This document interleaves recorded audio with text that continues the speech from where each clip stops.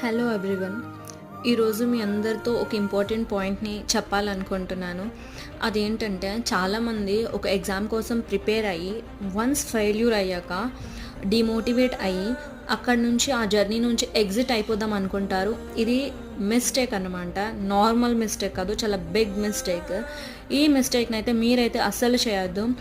Competitive exams అన్నాక first టైంలోనే crack చేయడం అనేది చాలా కష్టం. అది అందరికీ పాసిబుల్ కాదు. సో ఫెయిల్యూర్ అయిందని డిమోటివేట్ అవ్వకుండా మీ ప్రయత్నాన్ని కంటిన్యూగా చేస్తూ ఉంటే సక్సెస్ దగ్గరకు మీరు వెళ్ళాల్సిన అవసరం లేదు. సక్సెసే మీ దగ్గరికి వస్తుంది. సో ఇదైతే 100% ట్రూ. ఈ పాయింట్ని దృష్టిలో పెట్టుకుని మీ ప్రిపరేషన్ని కంటిన్యూ అయితే చేయండి.